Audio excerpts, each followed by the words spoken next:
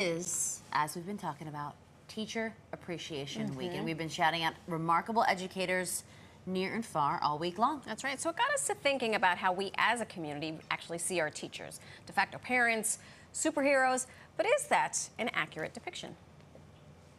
Teachers are not superheroes. Now, I know that this is an unpopular opinion, but just hear me out. Teachers are heroes, definitely. But they are human heroes. Superheroes have no regard for their own well-being. You never hear Superman saying, "Hey guys, I know the world is on fire and everything, but I really need to take some me time for today."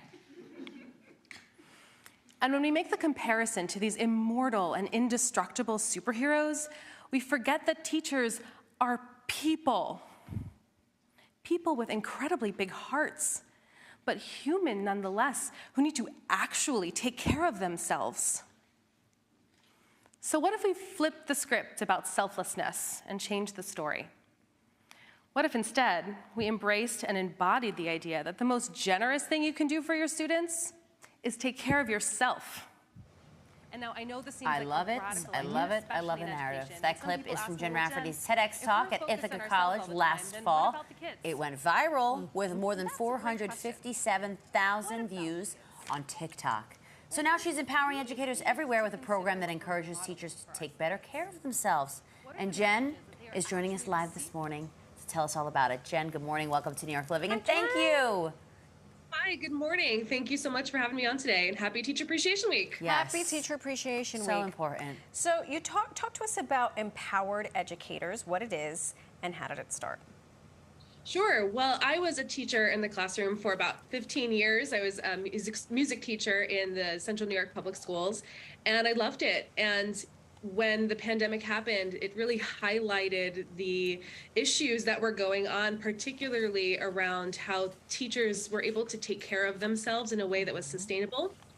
And I decided that something needed to be done. So I shifted gears, as so many of us did during the pandemic, and I opened up my company, which is Empowered Educator, which provides professional development that focuses on the social and emotional well-being of all of the adults in schools. Because from where I'm standing, the well-being of a school is dependent on the well-being of its educators. I mean, facts. Yeah. How are they expected to shape the minds of the young Yeah. generations if they, if they're not taking care of themselves? So, Jen, in your opinion, how can teachers spend this week and every week really appreciating themselves? Yeah, right. Every week is Teacher Appreciation Yeah, Week. Yeah, so, the way that I see it is the first thing is really asking yourself, what do I need right now? Which isn't a question we normally ask when we're responsible for a classroom full of kids. But even something as simple as going to the bathroom. I have lost track of the amount of teachers who have told me Right. that they don't have time to go to the bathroom Yeah, throughout the that's day. crazy. You know what I mean? It sounds so silly, but that's the reality of what we're looking at right now. So asking yourself moment to moment, minute to minute, what do I need right now? And sometimes it's just to take a breath, to be able to get back into your body and just kind of regulate your nervous system that's so activated all the time. Yeah.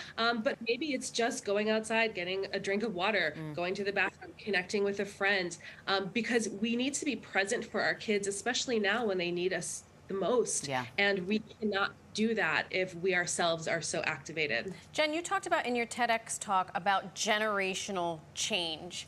What is that exactly, and how does this advance the narrative that teachers are human also, and they need, if we're saying, gosh, we need to find bathroom breaks, we're in deep trouble, because teachers need more than that. So talk to us about this generational change and how that factors Sure. into what you're doing.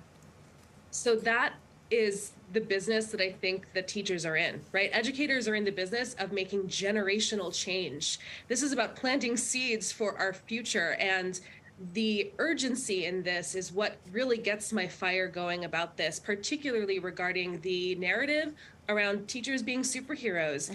That is a story that I myself subscribed to for many years. And what happens is that when you're a superhero, it just kind of justifies all the chaos that's going on. You can just take it, right? You can just keep on taking it, no big deal. I'm a superhero, I'm indestructible. I got it, that's my job.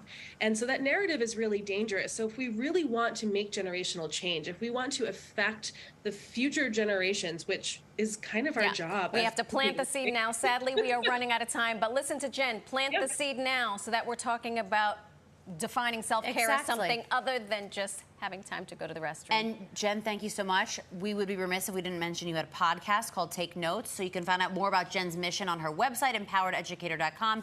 And please go listen to her podcast, Take Notes, and it's available wherever you listen and get your podcasts. Jen, thank you so much.